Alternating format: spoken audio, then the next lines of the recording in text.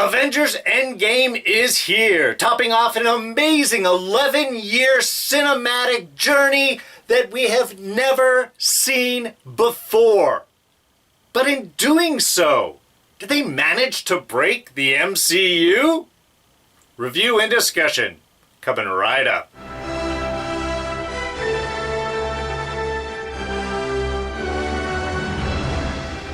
Hey everyone, D here, and welcome to our big spoiler-filled Avengers Endgame review and kind of chat. Bigger picture discussion going on just than a review today. And I also want to let you know, if you are new to our reviews, you can look down in the description below. There is our quick jump index system. We'll have this whole review broken down into sections. You can jump around, watch things in any order you want, come back to your favorite part later. Anyway, so, Endgame. Wow. Really an amazing film.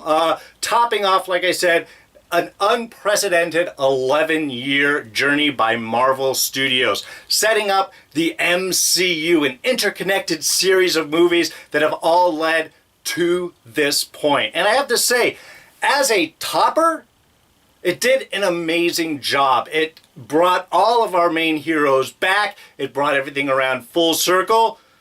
Time travel inclusive within that. We got to revisit some old friends. We got to have our emotional moments. We got to have appropriate send-offs to some favorite characters.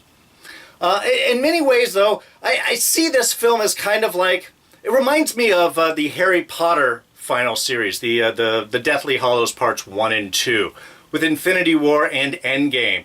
Though, in some ways, kind of reversed. In Harry Potter, the first film was kind of the adventure exploration journey. The second one, the big major battle. Here, like I said, reversed. Infinity War, really the big, giant, massive battle from beginning to end. Whereas Endgame, much more of a journey, of that bit of exploration. I mean, yes, giant battle at the end, for sure. But kind of, again, sort of a different setup. It had really a different feel, which explains why the Russo brothers really wanted to not call this Infinity War Parts 1 and 2, but really kind of as separate stand-alone films. And I think, like I said, for the most part, it works really well. I do have a few issues, though, that just have continued to gnaw at the back of my head. So while the film, like I said, I think works in its totality, it really kind of creates some really big issues timeline-wise and story continuances that we haven't ever seen before. Now, as the film goes, I think they did a great job starting off with really putting us back in that same emotional state as we left with Endgame, with that really gut-punch opening scene with Clint and his family. It's just as soon as we saw that and he's talking to his daughter, he's like, oh yeah, just line up. You knew where it was gonna go. And I think that expectation probably made it even worse. Though in some ways, you could see how that loss really affected Clint so strongly. I mean, not only was it his whole family, but he didn't even really actually see them disappear. It was, he's talking to his girl, yeah, turns back to the family, she disappears behind him, goes back, she's gone, goes back to they're gone. Caught a little wisp of dust, but that, like I said, it really kicked to that emotional moment of just not knowing what happened and knowing that all that information's going to come going forward. So I think bringing us back into that same emotional state that we left Endgame worked very well. The fact that they went right after Thanos, which we would expect them to do. Go after Thanos, get the glove, try it again, reverse everything. That was the journey that they did. Was expecting kind of one standard journey, but no, they did break it up to what happened, their first response, that failing, and then having to deal with the ramifications down the road until Scott eventually shows up. So, like I said, I think it did a great to kind of give us what we would expect to go, well, this is what I would do, and to know that that didn't work, I thought was great. Look, I could go through the whole film scene by scene, but that would take an hour. That'd be an overly long review. Look, the film worked. It was great. It had wonderful moments. Lebowski Thor oh my God, never expected Hemsworth for the show to go in that direction, for them to put Thor in that realm. But man, I gotta say, it worked. It was disgusting. It was off. The fact he's yelling at Fortnite players and threatening to go and take them out if they don't get off the game. I mean, just really an unexpected but purely wonderful direction to take that character, and gives him his own little arc of redemption throughout this episode. Great visuals. Some really iconic moments. My favorite had to have been when Captain America was standing up against Thanos and his army. When Cap just gets his ass kicked, the shield's broken, very reminiscent of Tony's vision there from Age of Ultron. The broken shield, and he just stands, cinches it tight, and we get that just beautiful wide shot of Captain America on one side all alone, and Thanos and his entire army right there. It was just such an iconic, perfect image. And then, of course, followed up with all of the portals sort of opening and everyone else coming through and giving us our big hoorah, everyone's back moment. We had a great female hero shot, which we had just sort of everyone, Captain Marvel and Rescue and Scarlet Witch and Okoye. I mean, just everyone all lined up. We've been pushing for this big Marvel female hero team up film. I think this is the perfect selling image for that. It was marvelously done.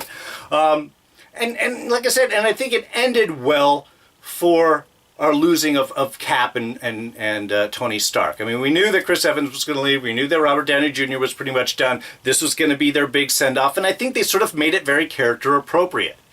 For Tony having to sacrifice himself effectively to save everyone, to bring everyone back, to stop Thanos, I thought was very appropriate, very kind of a perfect way to sort of round out, give him that real selfless ending. For Cap, going back and spending his life with Peggy, I think was very heartfelt, and having that, knowing that he was able to go back and finally have that life, and passing the shield on to Sam. Again, also I think wonderfully appropriate. In comics, we know that Falcon does gain the mantle of Captain America for a certain period of time, so this was a nice sort of transition handoff to that. We can see Sam as Cap going forward in the MCU potentially. So it kind of gives us that. So from an emotional whole standpoint, I think they did a great job. We got a lot of wonderful flashback sequences, characters we haven't seen for a while. Natalie Portman popped up for a moment. That was nice. I mean, I don't know, I guess technically they might have been able to use some old scenes for her, but still, she was there. We had Rumlow show up to collect the staff with Secretary Pierce, kind of a nice little moment back with that. We had, of course, Tony going back and having a little father-son, a little advice sharing there for their kids. That was a wonderful moment. And Jarvis, bringing Jarvis back from the Agent Carter television series was wonderful. I think that's the only kind of reference we've had from the TV universe down into, or from the film universe down into the TV universe. That was, personally, as a fan of Agent Carter, I thought that was awesome. That was a great sort of thing to do. So lots of wonderful moments to pay back fans of the entire series, fans that have been watching the movies since the beginning, that have that appreciation, that have gone along this journey. Lot of fan service in those little moments, while still telling, like I said, a good, complete story that wrapped up the MCU, I think, in a nice way. The problem is, unfortunately, as a standalone film wrap-up, it works fine. It's a wonderful full story that gives us our references, our flashbacks, our Easter eggs, our character arcs, and our happy, send-offs to characters that we have loved for a long time. But from a timeline standpoint and sequence of events, it's a total mess. It messes with its own time sequences. It degrades some of its best little moments. It has sequences that just mess everything up. Just erase the logic of its own universe in some sense. Look, the whole getting of the Soul Stone. When Thanos and Gamora went to get it, and we have the Red Skull come down and say, you know, you have to give up that which you love the most. And we find out how much love that Thanos has for Gamora, and he has to sacrifice her in order to get what he wants. I mean, that is a powerful, strong moment. It is a surprise that nobody is expecting, and it pays off in a way to continue the story, but also we lose Gamora in a way we didn't think it was going to go, a place we didn't think it was going to go. Repeating that here, though, with Clint and Natasha undermines a lot of that intensity, because yes, there is a strong love relationship, not a romantic love, but an emotional connection between Clint and Natasha, and that's sort of what it was going for here, I know. But the fact that it just happened to have been the two of them that did have that sort of relationship was a little bit of a setup. I mean, wouldn't Nebula should have told them, hey, by the way, when Thanos went to go and get this, he took Gamora and he came back with the stone and Gamora wasn't there. It's one of the reasons we kind of screwed up the whole fight and Star-Lord got pissed off.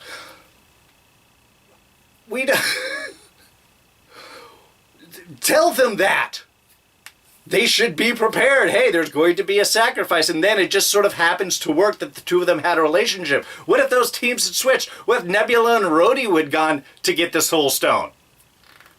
They don't really love each other. There's no real connection there. Do they have to go and get someone else? Or is it just you have to give up that which you love the most that's with you right now? And also, they didn't give up what they loved. What they loved was taken from them. It was a self-sacrifice, not a murder. That trade-off wasn't there. Clint didn't give up that which he loved the most. Natasha killed himself to save who she loved the most of that localized pair. Because it's a suicide, that doesn't really work for giving up that which you love the most, unless you're very selfish, but then you're dead and you don't get the Soul Stone. So again, while the emotional resonance is there of losing Natasha Romanoff, which also, Black Widow movie, guess that's going to be in the past, maybe the story of Budapest and such, which Clint and Natasha have constantly referred back to, but that sort of removes that whole potential of her coming back. And also, if they had to bring the Soul Stone back, can't she trade it back? Said that to the Red Skull. They could have said that, hey, we just want to borrow it, because they didn't find out that they needed to return everything back to where they got it, because Bruce was, doing the same thing with the Ancient One at the same time, and that's when he learned. So I understand where they didn't expect that they were going to be, hey, we just need to borrow it. But still, I think it really undercuts a lot of the intensity of that, of the scene with Thanos and Gamora. Now just having it be Natasha and Clint, it sort of undercuts that, especially if they weren't warned in any way, shape, or form, which Nebula definitely should have done. But that doesn't even begin to describe the issues created by the whole time travel failures themselves. I mean, look, it's funny that they actually bring up Back to the Future and such as, oh, these are the rules of time travel. It's like, no, that's not how time works. That works at all. And yet, they still manage to break or violate almost all of those time travel rules within the film.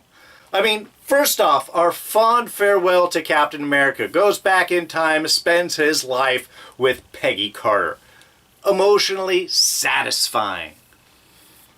However, are you trying to tell me then that Cap basically retires and becomes the secret husband of Peggy Carter and doesn't interact with anything else in history at all, isn't tempted off, doesn't go in to help, nothing? I mean, we haven't heard of her being married to Cap, so poorly in this timeline, it wasn't known that he was back there, so he has to be quiet. Now in the show, there is a talk about Peggy having a husband and kids, and the name isn't brought up, so maybe that could be Steve, or Steve replaces that husband, and you've got whole timeline issues there as well. Does he come back in 1945 or wait a little bit after the Agent Carter series and then show back up? Maybe it's after he goes and returns the Tesseract back to younger Howard's time. So, but still we are meant to believe that throughout the Cold War, throughout Vietnam, with Hydra taking over S.H.I.E.L.D., no warning, nothing, that Cap sits out on that. That does not feel like his character. Loki disappears with the Space Stone, the Tesseract. That means he never gets captured, he never gets taken back to Asgard. The Tesseract isn't put in the vault. Loki isn't in jail when, say, the Dark Elves attack. Doesn't tell the one berserker Dark Elf to go down the stairs on the left. Also isn't able to show Thor the way to the Dark Elves planet, and so on. So Dark World gets totally messed up. Maybe Loki gets recaptured, but we have to assume that. We did see scenes at the end of Avengers, which shows that Loki got taken off right there. So, again, we got a whole issue of Loki disappearing. And that doesn't even bring up Thanos being taken from 2013, 2014, right before Guardians start. If he is gone, and he takes Gamora with, and Nebula with, they never come back into time because they're left in the future now, then the Guardians are never formed. You don't have a Gamora going after the Power Stone to try and give it to her dad and intercept with Peter Quill there with Star-Lord and create that whole sequence of events that builds that team together. They're completely gone. So no Guardians of the Galaxy. Not to mention, you have Nebula killing her younger self. Always kind of a bad idea in time travel. Didn't really explain how that was going to work, but let's just say, for instance, you want to continue, allow Guardians to happen, and you're able to send Gamora and Nebula back in time. You mind wipe Gamora, you maybe tell Nebula she's got to act the same way and try and kill and go through those whole sequences and events in order to maintain the time stream and allow the Guardians to go into play. Fine. Tell her that Dad's off and gone and convince her that she's still hunting the time stone for him. Doesn't really have any further interaction afterwards, except for that little scene with Ronan kind of pushing. Well, let's just say they're able to smooth that over. There's still no more Thanos, which means there's no Thanos to start the Infinity War, and therefore there is no Infinity War, and therefore this entire sequence of events don't happen. And you can't say that we're grasping out of, like, alternate parallel dimensions and there's no actual time travel. We've established in the MCU that time travel works the way that we would think time travel works. You're going up and down your own timeline. Not to mention the fact with the Infinity Stones, you're kind of getting rid of their existence if they do the whole timeline works, because the Ancient One tells Bruce, if you pull the Infinity Wars maintain the timeline. You pull one of them off and then you get these all messed up alternate timelines going on. Okay, but what if all of the Infinity Stones are destroyed? Which is exactly what you would do if you allowed all those sequence of events to occur and bring them back, because Thanos destroys the Infinity Stones at the beginning of Endgame. And also, don't you think destroying the Infinity Stones would maybe make a more powerful signal than just using the Infinity Stones? Using one power level, destroying bigger release of energy. Just a thought. But still, you're basically cursing by keeping by bringing those time stones back and saying that whole sequence of events does happen to keep, basically the reason why we're staying 5 years in the future is to keep Tony's daughter alive. Which I completely understand. I have a daughter. I would bend the universe in order to make that to work. But by doing that, you are creating all of these odd alternate issues and inconsistencies in timeline. Not to mention, you just brought half the world's population back after 5 years. You have any idea the massive amount of chaos that that's going to bring? Those jobs, you get to think, you drop the population, you're already going to have whole market issues, and then people starting new families and income being redistributed and properties being bought and sold and transferred. Then all these people come back. They're not stepping into their old lives. Stuff has changed. It creates issues going forward. Even with Spider-Man. Look, I'm glad Ned's back too, and maybe Aunt May was gone, but you're going to assume that everybody in Spider-Man's world, they were all taken in the snap so that they can continue stuff, because this becomes difficult. Half the people you know are 5 years older than they used to be. Or 5 years younger than you are, depending on which point of view that you're having. It just creates a lot of real complicated issues. Really, the only way to have solved this was to go back in time and stop Thanos before he gets the Power Stone from Xandar. That was the only time that you could stop things without alternating anything in the past. But by doing this, you're either A, just tossing all the rules out going forward with timelines and consistencies, which is sort of a mess.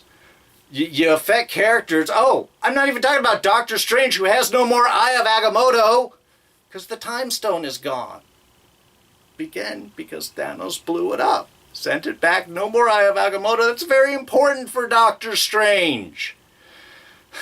It just creates issues. So, look, as a standalone film, this works great. As a larger universe, it really messes everything up. Which makes me think that we can basically consider these last two films as kind of like what ifs. What if Thanos got all the Infinity Stones, and make this its own pocket universe? And going forward with the MCU, you just Tony and Cap have retired. They're gone. Please bring back Natasha. I mean, really, not to mention, we got all the Disney Plus series. We got a Loki series. This is going to have to be what? In the olden days? WandaVision, Scarlet Witch and Vision. It's got to be, I guess, between those 2 years while they were alive. I mean, again, it messes up all of these potentials going forward. The MCU was a wonderfully crafted piece of universe, and it just surprises me so much that in the end, while, again, they constructed a marvelous finishing, topping piece, it does make phases 1 through 3 its own little bubble now, separate from everything else, because it affects so many things and creates so many logical inconsistencies. It just eats at the back of my brain. So, look, I know I went on for a while here, and I probably a few existential tangents and such, but like I said, this is an amazing film. It really is. It gives us a whole journey. It wraps things up. It gives us some nice, emotional, character-appropriate farewells. But it also kicks in the teeth any idea of a larger, cohesive universe, and it messes with its own rules. And I don't understand why they would take that route when there were other decisions they could have made and gotten us to a lot of the same emotional effect without messing with their own created universe so much. So, yeah, that's going to be it for me. I appreciate you all sitting around so long listening to me rant. I do want to know what you guys think. Please let me know what do you think of the movie? What do you think of the timeline issues? Am I just overly stressing out on these things? We're just going to wipe this all away and just be like, nah, it's all right. We're just going to move forward and everything's going to be fine. Maybe I'm stressing too much. But please, let me know what you guys think down in the comments below. Now, coming up, we have Agents of S.H.I.E.L.D. coming up May 10th, 6th season. Super excited for that. We're finishing up Game of Thrones Season 8. Just an amazing topper. We're saying goodbye to so many things this year. And then also we're going to have the final season of Legion later this summer. So lots of great shows coming up. A lot of great shows we're doing.